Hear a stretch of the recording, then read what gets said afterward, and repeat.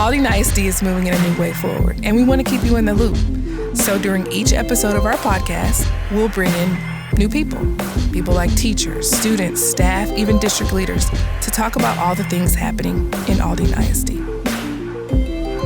Well, hello, Aldine family. Thanks for tuning into this episode of All the Things, the Aldine ISD podcast. And guess what?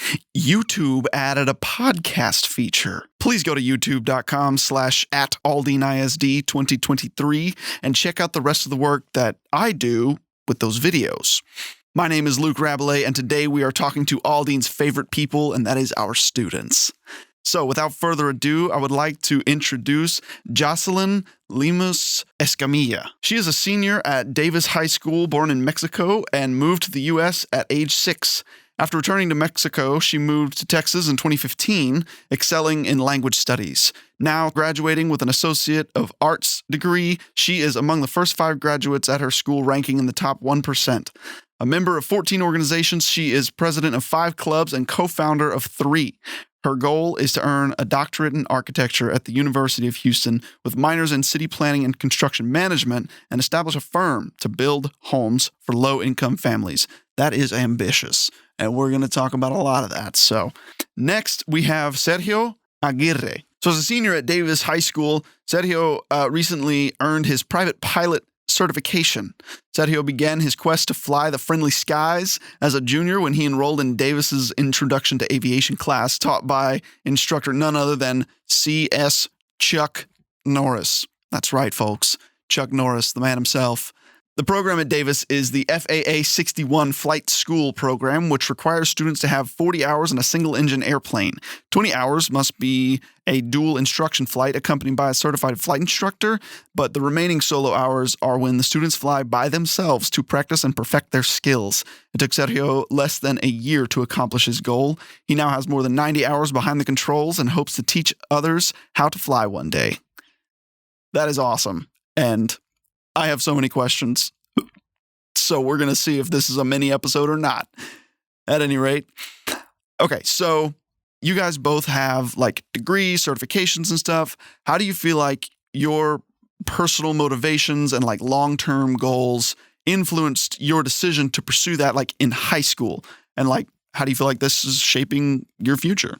For like this opportunity was like something I didn't believe it at first, but I feel personally motivated to just take like chances. I don't want to be looking back and being like, man, they really offered that for free in high school and I didn't take it while I was doing nothing. Like I would totally regret that. So I clearly was motivated for that. I know a lot of college students that don't have that kind of ambition, so I respect that a lot. It took me a while to get there myself.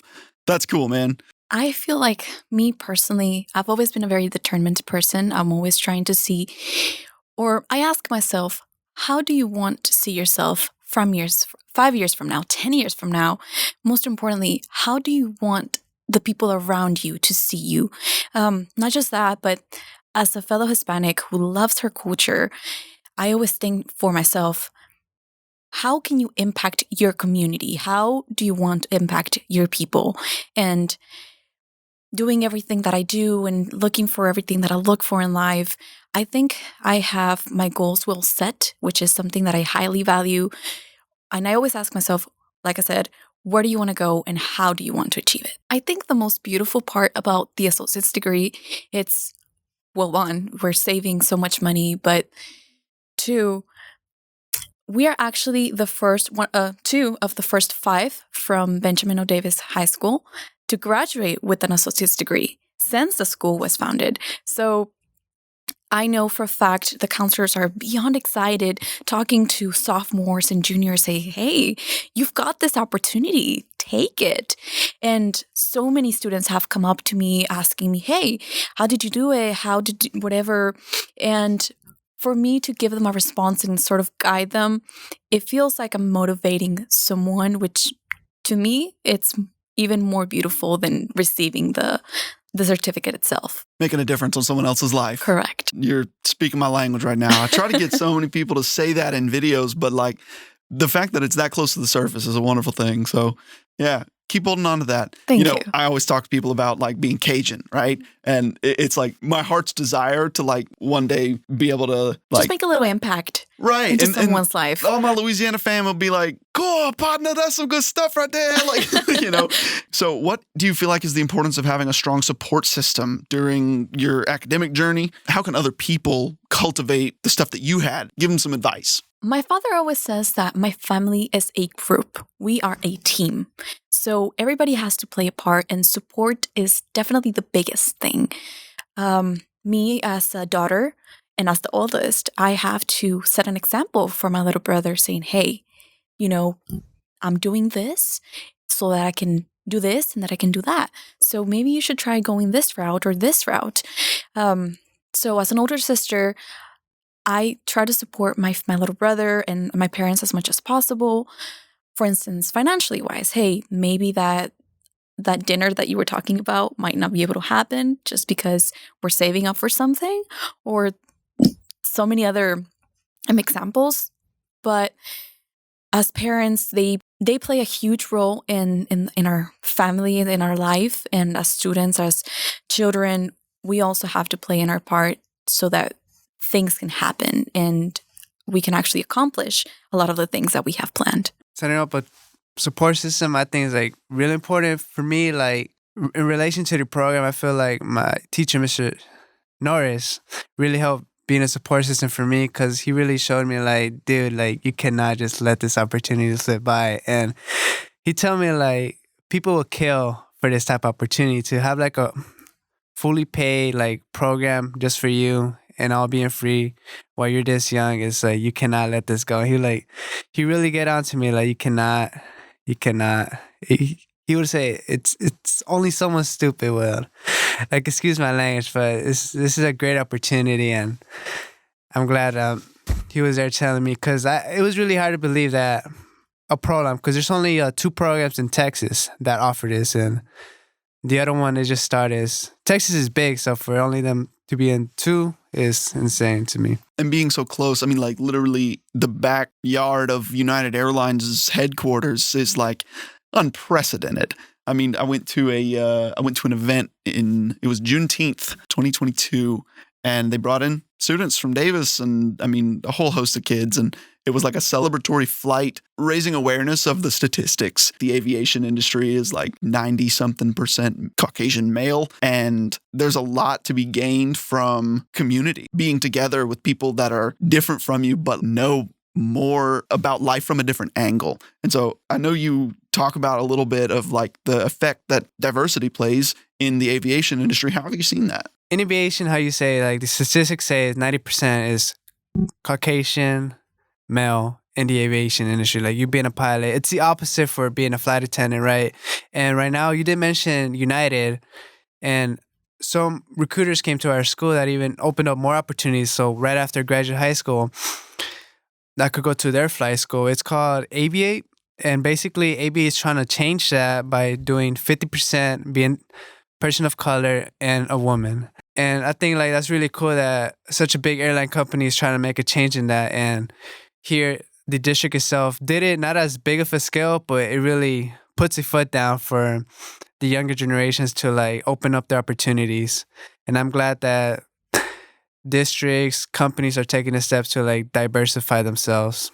I actually find it quite amusing how in the past few years, I have seen a sort of Latin Hispanic cultural movement, starting with, for instance, Bad Bunny and his Universal records. And we went to Prairie View for architecture a couple of days ago, and the professors were dying to get me and a couple other female Hispanics to join their programs. It's quite amusing to see how things are changing, not just within our community, but also within our country.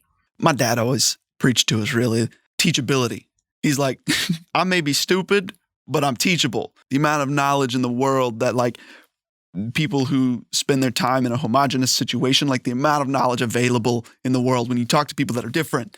Whoa, man, teachability. Gosh, you got to open your mind to it and your life will transform for the better. I love that. I love that prayer of you doing that too, you know? So how can overcoming your challenges during your academic journey lead to personal growth, resilience, and what are some strategies that other people can employ to tackle obstacles? Personally, I love challenges just because they keep me on my toes. Last year, I had a physics class who was extremely challenging. I cannot tell you how many nights I spent studying till 4 or 5 a.m. And at some point, I felt like I was no longer retaining the information just because of how much sleep I lacked.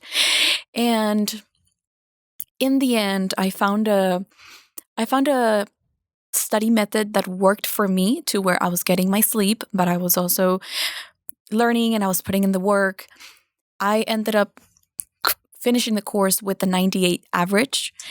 And that to me, alongside a 10-page research essay that I wrote in 2 days, were some of the biggest challenges I faced last year. But also I sit now through a challenge and I say to myself, you went through that.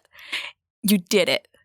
There's nothing you can do. I think that making a mistake or struggling through something, it's the best way to find motivation because you realize that you're capable of more than you can actually imagine. Limitation inspires creativity is something that really transformed my life. And that is awesome. So how have your challenges that you've gone through in your academic journey shaped you? I always think about challenges being like, it could be worse. Like last year I was behind failing some classes. I'm like, at least I'm not failing 3. It's not like the best motivating saying, but I bet there's someone out there failing like 2 more classes than me. I could make a comeback. Someone would do anything to be in my position. Maybe it's not as bad as I think. And I just step back from it and just kind of detach myself from this situation. Just like, okay. And realistically, like, I can do this. Like, there's people have made bigger comebacks. So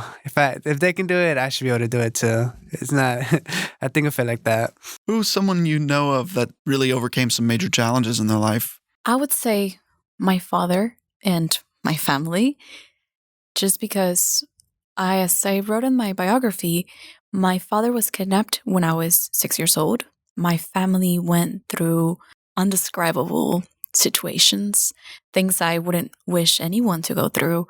And I've seen them lose, or not necessarily lose, but 10 years of hard work just down the drain in 4 days. It's quite sad to think about how many sleepless nights we went through, or my father went through, to achieve some of the things that he did. And then out of nowhere, that situation happens. And I've seen him get up from that. I've seen my parents fix a marriage that was no longer a marriage after my dad got kidnapped. I've seen us start from scratch so many times. And that's just beautiful because it just makes us stronger. It makes him stronger as a man. It makes us stronger as a family.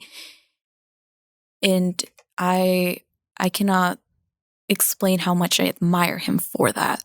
As I stated earlier in one of our previous podcasts, it's not about falling. It's about getting up and keep going. That is real. And a lot of times you just don't know what people have gone through until you just sit down and ask them.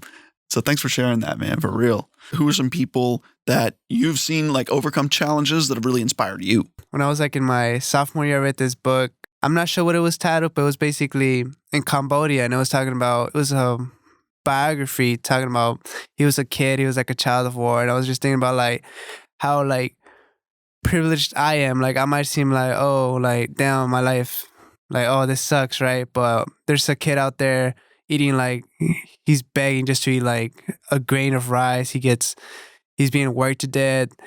The book said he saw someone like eat someone else so they could eat. And then like just seeing that in other countries is so much worse. And I might think like, oh, I'm so underprivileged or I'm so like this.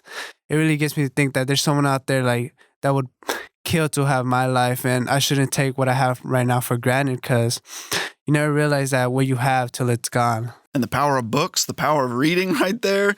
and the power of like jumping on opportunities that are presented to you. That is a beautiful thing. And Aldine fam, these are the people, these are the kids that we're all trying to support. If you don't hear this, if you don't see this, it'll make you forget. They're sitting in the room. They're talking. They're playing in your headphones right now. Like, this is why we're doing what we do. How did you guys find out in the first place about these programs like the associate's degree and the pilot program? Me personally, I was not even aware of what a GPA or a rank was until this one day we were in our U.S. history class, and the teachers and the counselors, some of the teachers and the counselors came into our class. They started talking to us about GPA ranking, and then they introduced the idea of dual credit and on-ramps classes, which is dual enrollment classes with the University of Texas at Austin. And they kind of just introduced us to the through the process of those dual credits, the test, the TSI. And honestly, I became immediately interested simply because raising my GPA and my rank was something that I really wanted to do. In fact, I went up 20 people after I started taking dual credit classes. I used to be number 27, and I'm graduating, actually 21. I'm graduating number 6 of my class. So I just heard about the GPA points, and also, and this is actually something I joke around with my mom a lot about, but tuition for a lot of universities, it's somewhere between 15,000 and 30,000. Mine was about 29,000. And I sit and randomly tell my Mom, you do realize I'm saving you $60,000 in tuition fees, right? And it's quite funny. We'll laugh it out. But sitting down, realizing that I have not paid 1 cent for any of the dual credits that I've taken, and I have received checks for going to school, it's quite a catch. It's quite a catch. Mm-hmm. And you just got scholarships. And I just got scholarships. Shout out to the Aldine Education Foundation. I found out about the dual credit program well before, because I had an older sister, unlike Jocelyn. I had a support system there, and she told me about it. I contacted some counselors. I didn't really get much to got with Miss Bumpus from Davis High School, and she really worked out with me. I didn't plan on getting my associate. I was like, okay, I'm going to just take this class. Okay, I'm going to take that class. I was like, why not? It's free college credit. She was saying, take the college credit. It's so much cheaper. And like during my junior year, she was like, Sergio, you might be able to graduate with an associate's degree. I was like, okay, cool. That is crazy. I mean, like, that's an incredible thing. Yeah, and I was kind of like shocked, like an associate. So I was like, yeah, like you should be able to get it with your diploma. And I was really shocked, like you could even do that during your diploma, because getting your diploma itself and getting good grades itself is a challenge in itself. But on top of that, getting a diploma that can help you be transferred to a bachelor's really gives you a head start with like a career or something like that. And also, I think you mentioned it earlier, but we are 2 of the first 5 that will be getting an associate's from Benjamin O. Davis High School, which it surprises everybody else. And I know so many people that have come up to us and say, hey, we were not aware of this. So he also mentioned how he had a sister Sergio had a sister that helped him through that. I didn't. So it's quite nice to know that these students are finally, word is finally going around that there's opportunities that you need to take advantage of, and it is possible. There's a kid coming into high school. How would they go about making that happen? I think the first thing, before anything, mentally prepare yourself. Yes, it's an amazing award or certification, but with every award comes a sacrifice. And I will say there was so many sleepless nights where we had to stay up writing essays. There was times where we couldn't go out because, hey, I've got a test coming up and I simply can't go. You have to mentally prepare yourself and be okay with sacrificing, not necessarily everything, but certainly knowing that there will be days that you simply can't do or live the simple life of a teenager because you've got responsibilities.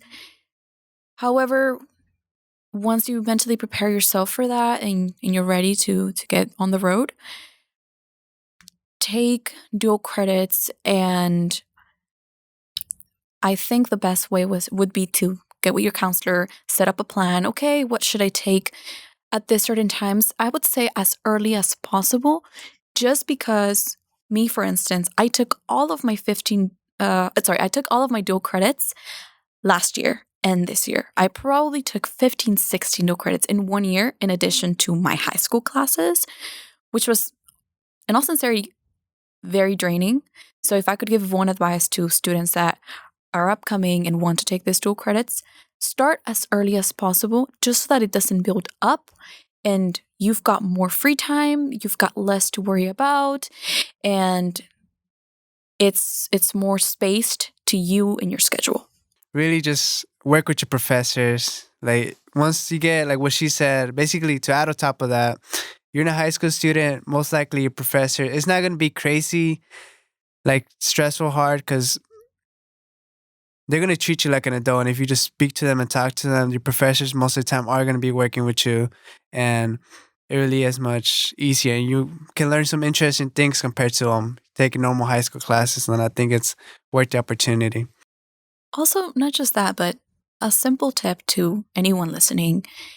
It's okay to mess up. It's okay to, for instance, in this case, for dual credits, there's times where if you can't do it, you can't do it. And withdrawing from a class, dropping a class, it's okay. It's going to happen. It's not the end of the world. My parents always say you lost a battle, not the war. So if you need help, ask for help. If you want tutorials or whatever the case is, the opportunities are there. And it's okay to sit down and ask for help. Things will happen. Things will come up.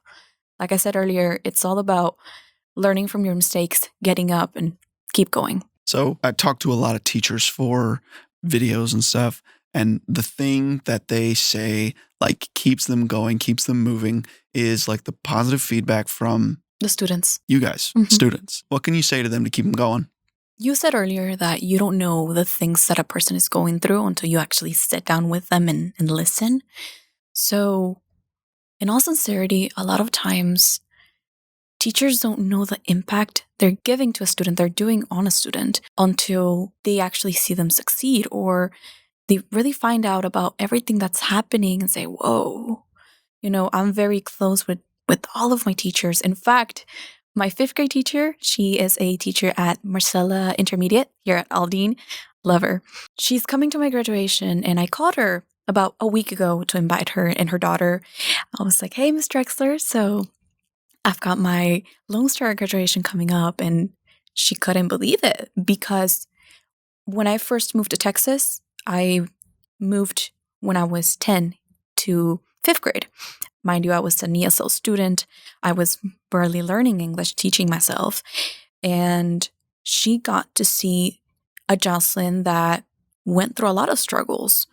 She got to see a Jocelyn that was first learning English, first accommodating to this new culture, this new style of living. And she gets to see me now graduating top 1% of my school, top 10 students of my class. And she sits down and she's told me, I can't believe it. She tells me how much I've motivated her to keep going, because not only as a female, but also as a Hispanic female, she says that it's the reason why she keeps going. And if this helps any teacher, any instructor out there, the impact you guys have in our lives, it's quite extraordinary. And I at least think on all of my teachers and thank them so much for everything, because I wouldn't be myself without them. Even for the ones that got mad at me all the time or yelled at me all the time for not doing something. It was a challenge at times, but I cannot thank all of them enough. And it's hard, I feel like, for a teacher, because their clientele, for lack of a better term, are learning to communicate. In a vacuum of communication, I would say, communication is clarity. So to hear that, I know that's going to power somebody up and get them through. What about you, Sergio? For me, the teachers, growing up, I always saw teachers really stressed. I'm like, why would anyone want to choose to be a teacher? But seeing, just thinking about it, outside the box, the impact, Norris, counselors had on me, and the sacrifices they make. They could have picked the job way more easier, but they chose I want to impact this kid's life. I want to show that there's opportunities out there. Like, it really, like, it was like, whoa, like, maybe I can do that too. That's why I want to make sure I get all the way to my flight instructor so I can hopefully impact someone and, like, show them, like, dude, this is a whole new world out there.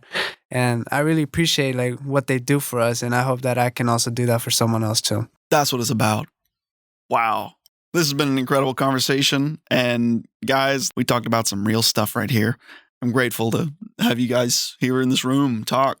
So thank you for joining us, Sergio and Jocelyn. Aldine family, be sure to continue to listen to all the things, the Aldine ISD podcast. You can find us on your major podcast platforms. So hit that subscribe button, share it with your friends. We're on YouTube now. Until next time, try something out of the ordinary. We'll talk again soon.